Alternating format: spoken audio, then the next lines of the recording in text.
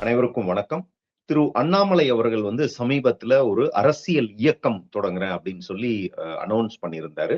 So அது வந்ததுக்கு அப்புறம் நெறைய பேருக்கு வந்து டவுட் இருக்கு. ஏன்னா இந்த அரசியல் இயக்கம் அப்படின்றது ஒரு புதிய வார்த்தை மாரி எல்லாருமே பார்க்குறாங்க. ஏன்னா வர்றவங்க எல்லாரும் என்ன சொல்லுவாங்க, அவர் வந்து புதிய கட்சி தொடங்கியிருக்கிறாரு. அந்த கட்சிக்கு நம்ம ஓட்டு போடணும். அவரு தனியா கட்சி தொடங்கிட்டாரு அப்படின்னு தான் சொல்லுவாங்க. ஆனா அண்ணாமலை அவர்கள் வந்து தொடங்கும்போது ஒரு அரசியல் இயக்கம் அப்படின்னு சொல்லியிருந்தார். அதாவது இந்த இயக்கம்ங்கிறது இதுக்கு முன்னாடி நெறைய கட்சிகள் வந்து தொடங்கி இருக்கிறாங்க. ஈவன் விசிக பார்த்தீங்க அப்டின்னா, அவங்க வந்து தொடங்குனப்போ வந்து ஒரு இயக்கமா தான் தொடங்குனாங்க. ரொம்ப நாள் வந்து அவங்க வந்து அரசியல்ல வந்து போட்டி போட்டதில்ல. தேர்தல் அரசியலுக்கு வரவே இல்ல. ஸோ அதுக்கப்புறமா தான் அவர் வந்து அரசியலுக்கு வந்தாரு. இப்ப கூட இன்னொரு இயக்கம் வந்து ரொம்ப நாளா இருக்கு. ஸோ நெறைய இந்த மாதிரியான இயக்கங்கள் நடத்துறவங்க அப்டின்னு பார்த்தீங்கன்னா, அது வந்து ஒரு சொந்த காரணங்களுக்காக, சுயநலத்துக்காக நடத்துவாங்க. ஸோ இந்த திராவிட கழகம்னு ஒண்ணு இருக்கு. அவங்க பார்த்தீங்க அப்டின்னா, எல்லாரும் வந்து நினைப்பாங்க, அவங்க வந்து திமுக மாதிரி ஒரு ஒரு தேர்தல் அரசியல் பண்ணக்கூடிய கட்சி அப்படின்னு நினைப்பாங்க. ஆனா அவங்க வந்து ஒரு அரசியல் கட்சி இல்ல, ஒரு அரசியல் இயக்கமா அவங்களுக்கு எங்க போனா என்ன நல்லது கிடைக்குமோ, அந்த இடத்துல அவங்க வந்து ஒட்டுண்ணி மாரி இருப்பாங்க. ஆனா அண்ணாமலை அவர்கள் தொடங்கி இருக்கக்கூடிய இந்த இயக்கம் அப்படிங்கிறது அந்த மாதிரியான ஒரு இயக்கம் இல்ல. ஏன்னா அவர் ரொம்ப தெளிவா சொல்லிட்டாரு. தொடங்கும்போது இது வந்து வி த லீடர் ஃபவுண்டேஷன் அப்படின்னு ஒரு ஃபவுண்டேஷனா தொடங்குறாங்க. ஒரு அரசியல் இயக்கமா தொடங்குறாங்க. இன்னும் ஒரு சில மாதங்கள்ல அது வந்து ஒரு 6 மாதமா இருக்கலாம். இல்ல 1 வருடமா இருக்கலாம். அதுக்கப்புறம் வந்து அவங்க வந்து அத அரசியல் கட்சியா மாத்தப் போறாங்க. நிச்சயமா அடுத்து வரக்கூடிய பொது தேர்தல்ல இந்த அரசியல் கட்சி போட்டி போடும் அப்படிங்கிறது ரொம்ப தெளிவா சொல்லியிருக்கிறார். சோ நெறைய பேருக்கு வந்து இது என்ன இது வி த லீடர் ஃபவுண்டேஷன் இருக்கு அப்படின்னு. இது வந்து திடீர்னு வந்து அவர் அறிவிச்ச அந்த நாள்ல தொடங்குனது கிடையாது. இது வந்து ஒரு பல வருஷத்துக்கு முன்னாடியே தொடங்குனது. 2021ல திரு அண்ணாமலை அவர்கள் வந்து பொது தேர்தல்ல போட்டி போடுற நேரத்துல கூட இந்த ஃபவுண்டேஷன் இருந்தது. இந்த வி த லீடர் ஃபவுண்டேஷன் வந்து ஒரு தொண்டு நிறுவனமா நெறைய நல்ல விஷயங்கள பண்ணாங்க. அந்த 2021 தேர்தல் பிரச்சார நேரத்துல நான் வந்து அந்த இடத்துல இருந்தேன். நெறைய பிரச்சாரங்கள்ல வந்து ஈடுபட்டோம்.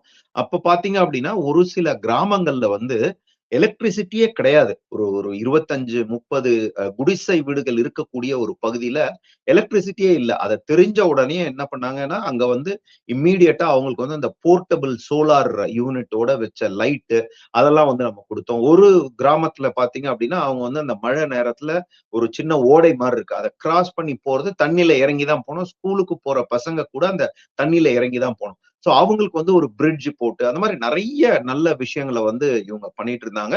இதுல வந்து ஒரு 20, 25 இளைஞர்கள் வந்து முழு நேர உறுப்பினர்களா, அதாவது முழு நேரமா வேலை செஞ்சுக்கிட்டே இருந்தாங்க. இப்போ மத்திய அரசாங்கம் வந்து நெறைய திட்டங்கள் வந்து குடுக்குறாங்க. அதுல நெறைய திட்டங்கள் பார்த்தீங்கன்னா, நெறைய பேருக்கு அது வந்து புரியவே புரியாது. அது வந்து ஹிந்தியில இருக்கும் அந்த பேரு. அத வந்து நீங்க தமிழ்ல வந்து மொழிபெயர்ப்பு செஞ்சா கூட, அது புரியாத ஒரு தமிழ் பாஷையில தான் இருக்கும். அதாவது இந்த தேசிய கட்சிகளுக்கு இது இது ஒரு பிரச்சனை. சோ அண்ணாமலை அவர்கள் வந்து ஏன் இன்னைக்கு அந்த தேசிய கட்சிய விட்டுட்டு வெளியில வந்து, அவரா ஒரு தனி கட்சி ஆரம்பிக்கணும் அப்படின்றாருன்னா, இதெல்லாம் ஒரு டிஃபிகல்டீஸ். அவங்களுடைய திட்டங்கள் நல்ல திட்டங்களா இருக்கலாம், எல்லாமே இருக்கலாம். ஆனா, அதுக்கு அவங்க வைக்கக்கூடிய பெயர்கள், அது வந்து அந்த ஸ்டேட்ல அங்க இருக்கக்கூடிய அந்த லோக்கல் லாங்குவேஜ்ல அவங்க புரிஞ்சுக்கிற மாதிரி இருக்கணும். சோ, அதுல மாற்றங்கள்லாம் வராது. எனிவே இது வந்து ஒரு பெரிய காம்ப்ளிகேஷன். நம்ம வந்து அதுக்குள்ள போக தேவையில்ல. சோ, இந்த மாரி இந்த வி த லீடர் ஃபவுண்டேஷன் அப்படிங்கிறது பல வருஷங்களா இருக்கு. அவர் வந்து அந்த ஐபிஎஸ் பணியிலிருந்து விடுபடுற அந்த நேரத்திலேயே அவர் வந்து தொடங்குனார். அது வந்து கர்நாடகால கூட இருக்கு. நெறைய பண்றாங்க. சோ இப்ப அந்த ஃபவுண்டேஷன் தான் தொடங்கி இருக்கிறாங்க. அதாவது அவர் அனவுன்ஸ் பண்ண உடனேயே பார்த்தீங்க அப்டின்னா, இத ரெக்கார்ட் பண்ற இந்த நேரத்துல, சோ அவர் வந்து அனவுன்ஸ் பண்ணி ஒரு 26, 28 மணி நேரத்துல இத வந்து நான் ரெக்கார்ட் பண்றேன். இப்பயே பார்த்தீங்க அப்டின்னா, 15,00,000க்கு மேல வந்து போயிடுச்சு. 1.5 மில்லியன் அந்த ரெஜிஸ்டர் மெம்பர்ஸ்க்கு மேல வந்து இது போயிருக்கு. சோ இது வந்து ரொம்ப ஆர்வமா இளைஞர்கள் வந்து இதுல சேர்ந்து வந்துகிட்டு இருக்காங்க. சோ அண்ணாமலை அவர்கள் வந்து அந்த அனவுன்ஸ் பண்ண அதனுடைய முக்கிய நோக்கம் என்ன அப்படின்னும்போது, அவர் ரொம்ப தெளிவா, கிளியரா சொல்லியிருக்கிறார். ஒரு சாதாரணமா வந்து எல்லாருமே பண்ற அரசியல அவர் பண்ணல. அவர் வந்து ஐயா அப்துல் கலாம் அவர்களுடைய பேர்ல வந்து பார்த்தீங்கன்னா, ஒரு அரசியல் பயிற்சி மையம் வச்சிருக்கிறாங்க. அதுல எல்லாத்துலயும் போய் அதுல வந்து இந்த இளைஞர்கள் அங்க போயிட்டு பயிற்சி எடுத்து நீங்க வந்து எல்லாரையுமே வந்து ஒரு தலைவர்களா மாத்தணும் அப்படின்ற ஒரு நோக்கத்துல வந்து சொல்லியிருக்காரு. அதே மாதிரி இந்த தொடர்ந்து வந்து நான் வந்து ஒரு 15 முறை நான் எம்எல்ஏவா இருக்கிறேன், 10 முறை எம்எல்ஏவா இருக்கிறேன், 25 வருஷமா நான் எம்எல்ஏவா இருக்கிறேன், 30 வருஷமா நான் எம்பியா இருக்கிறேன். அந்த மாதிரிலாம் இல்ல. எல்லாருக்குமே வந்து ஒரு லிமிட், டைம் லிமிட் இருக்கணும். இன்க்ளூடிங் அண்ணாமலை அப்படின்றதையும் அவர் வந்து சொல்லியிருக்காரு. நீங்க நிறைய பார்த்திருப்போம் நம்ம. அதாவது திமுகல இருக்கக்கூடிய ஒரு சில மூத்த அரசியல்வாதிகள், மூத்த அமைச்சர்கள், மூத்த எம்எல்ஏக்கள் அப்படின்னு பார்த்தீங்கன்னா, அவர்களுடைய வயது மூப்பு காரணமா இன்னைக்கு வந்து அவங்க வாய தொறந்தா கூட, அத மூடுறதுக்கு ஒருத்தர் ஹெல்ப்புக்கு வேணும். அந்த மாரி இருக்கு. நான் அத வந்து கிரிட்டிசைஸ் பண்ணல. அப்படிதான் இருக்கிறாங்க. ஒரு சிலர் பார்த்தீங்க அப்படின்னா, அந்த பதவியில இருந்தா, முதல்வரா இருந்தா தான் அவருக்கு உயிர் போனா கூட மெரினா பீச்ல வந்து இடம் கிடைக்கும் அப்படின்ற மாரி. அதாவது இந்த பொது இடங்கள கூட அவங்களுக்கு சொந்தத்துக்கு, சுயநலத்துக்கு ஆக்கிரமிப்பு பண்ணணும் அப்படின்றதுக்காக பதவியிலயும் இருந்தவங்களையும் நம்ம வந்து நிறைய பேரை பார்த்திருக்கோம். அதாவது நடக்க முடியாது, பேச முடியாது. அந்த சக்கர நாற்காலியில கூட வந்து அந்த நேரத்திலயும் பதவியில இருக்கணும் அப்படின்ற அந்த பதவி ஆசை, மோகம், வெறி அதை எப்படி வேணாலும் சொல்லிக்கலாம். அது மக்கள் கிட்டயே விட்டுறேன். ஏன்னா அது ஒவ்வொருத்தரும் அந்த ஆளுக்கு ஏத்த மாதிரி மக்களே சொல்லுவாங்க. அவர் ஏன் அந்த பதவியில இருக்கிறாரு அப்படின்னு. சோ அந்த மாதிரி இருக்கக்கூடாது. அதே மாதிரி தனி மனிதன் துதிப்பாடக்கூடிய அந்த ஒரு கல்ட் பாலிட்டிஷியன் இருக்கக்கூடாது. அதையும் வந்து அவர் ரொம்ப தெளிவா சொல்லியிருக்கிறார். சோ அதுக்கு தான் இந்த வி த லீடர் அப்படின்ற ஃபவுண்டேஷனை முதல்ல வந்து அனௌன்ஸ் பண்ணியிருக்காரு. இந்த ஃபவுண்டேஷன்ல டெடிகேட்டடா வேலை செய்யற நிறைய ப்ரொஃபஷனல்ஸ் இருக்கிறாங்க. ஏன்னா என்னுடைய ஒரு இனிய நண்பர், அவர் வந்து பை ப்ரொஃபஷன் டாக்டர், அண்ணாமலை அவர்களுடைய பள்ளி நண்பர். அவர் வந்து ஸ்கூல் மேட் படிச்சிருக்கிறவர். சோ அவர் வந்து நான் 2021ல அண்ணாமலை அவர்களுக்காக அந்த கேம்பெயினிங் ஒர்க் பண்ணும்போது எனக்கு வந்து ஒரு நண்பர் ஆனாரு. அவர் வந்து பாத்தீங்க அப்படின்னா அரசு மருத்துவ கல்லூரியில ப்ரொஃபஸரா இருந்தார். சோ அவர் வந்து அண்ணாமலையோட க்ளோஸா இருக்கிறாருன்ற ஒரே காரணத்துக்காக இதற்கு முன்னாடி இருந்த ஆட்சியாளர்கள் வந்து அவருக்கு நிறைய பிரச்சனைகளை அவர் வந்து வேலை செய்யற இடத்துல எல்லாம் பண்ணப்ப அவர் அந்த வேலையை கூட விட்டுட்டு ஃபுல் டைமா டெடிகேட்டடா இந்த வி த லீடர் ஃபவுண்டேஷன்ல வந்து வேலை செய்யறார். சோ அதனால இந்த இயக்கம் இவர் வந்து சொன்ன இந்த அரசியல் இயக்கம் அப்படிங்கிறது புதுசா நேத்து பிறந்தது இல்ல. இது வந்து ரொம்ப நாளா இருக்குது. ரொம்ப நாளா மக்களுக்காக நல்லதை செய்யக்கூடிய ஒரு ஒரு அமைப்பா தான் இருக்குது. இது வந்து அந்த கொங்கு மண்டலம் பகுதியில வந்து நிறைய இவங்க வந்து ரொம்ப ஆக்டிவா பண்ணிக்கிட்டு இருந்தாங்க. இப்போ வந்து அண்ணாமலை அத வந்து ரொம்ப பப்ளிக்கா அனௌன்ஸ் பண்ணதுனால, இவர் வந்து பிஜேபியை விட்டு வெளியில வந்து ஒரு அரசியல் கட்சி தொடங்க போறேன் அப்படின்னு சொல்லி, இந்த ஒரு அமைப்ப வந்து அவரு இன்ட்ரோடியூஸ் பண்ணதுனால, இது வந்து மக்கள் எல்லாருக்கும் தெரிய வருது. இது வந்து நிச்சயமா நெறைய பேர் கேட்கறாங்க. இது என்ன இங்கிலீஷ்ல இருக்கு இந்த பேரு ஏன் தமிழ்ல இல்லன்னு?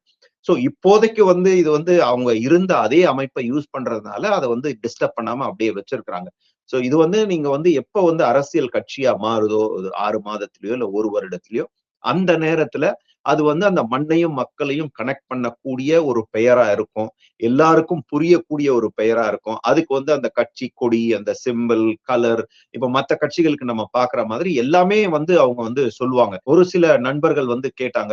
ஓகே இந்த அரசியல் கட்சியோட கோட்பாடுகள்லாம் என்ன அப்படின்னு. இது வந்து இட் இஸ் டூ ஏர்லி.